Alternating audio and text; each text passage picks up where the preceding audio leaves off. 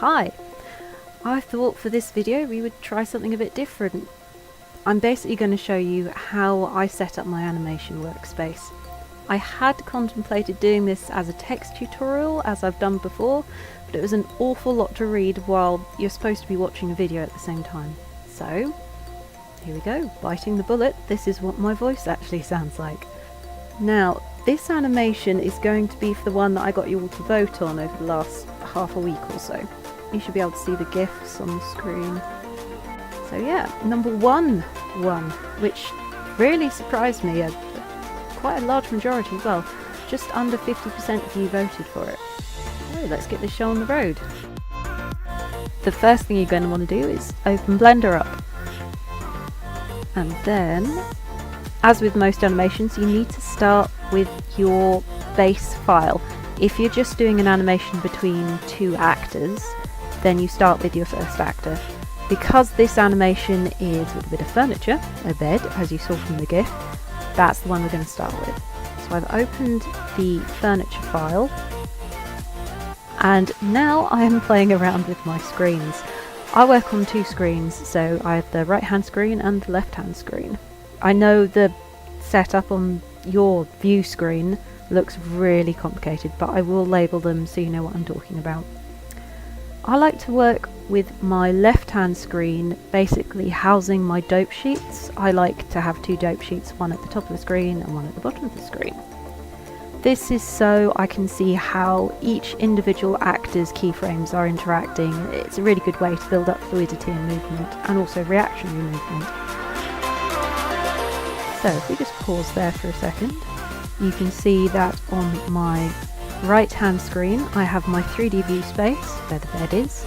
I have the timeline just below it, and then on the left hand screen I have the two dope sheets, one stacked on top of another. They're both viewing empty spaces at the second because we haven't keyed anything. Next job on our list for setting up is to assign names to the rigs. The next job after naming your rig, I've obviously called the bed.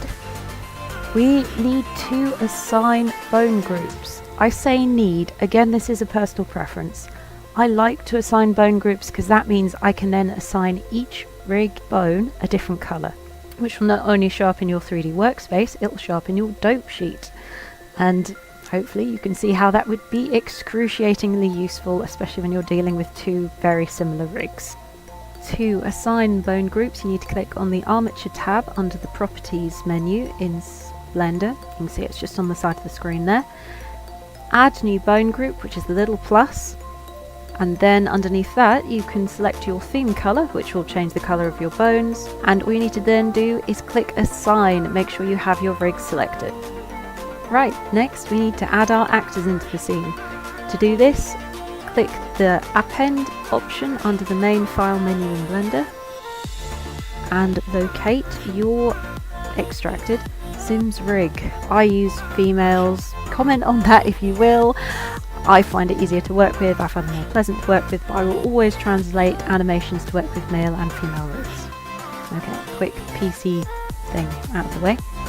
Once you've clicked your extracted Sims file, you will need to select the following files from within that file. You need to select from the top to the bottom, bottom, feet, head, rig, teeth and top.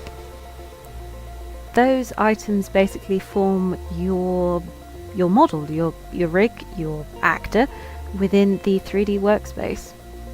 Right, we're just going to run through some admin again. I always name my rigs. So the principal initiating actor I always call X, regardless of gender. And just like we did with the bed rig, I'm going to assign them a colour. I'm going to assign this one yellow, because why not? I like yellow. It's the one that popped up. And obviously we can't do that animation with one actor, so now we add our second actor. It should take you straight to the last file you opened, so that'll be, for me, the female rig again. So I select my elements, append them into the main space, and I'm also going to name this rig, and I'm going to name it Y. Same with all my secondary, or, you know, other actors within the scene. I could really put my foot in something here.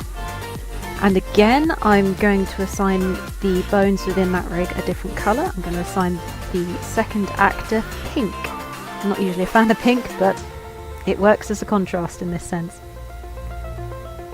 Now here's where you can really see how having those two different colours works brilliantly when you've got two dope sheets, because I can instantly on sight tell which dope sheet responds to which character, and those colours will translate straight over to the 3D workspace.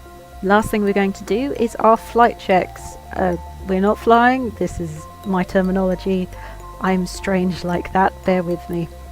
Always before I start animating, there are a couple of things I need to check.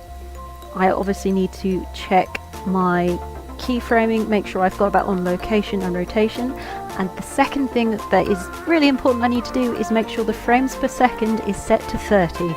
Sims works in 30. If you work in a lower frame rate and then translate it, it's going to look really weird. It's a horrible thing when you put in so much work, and that's the thing to fail. Okay, my other two little things that I do is set the rotation settings to gimbal and to median point, and that's it. We will start animating next time. Hope you enjoyed. Let me know if there is interest in doing animation tutorials out there.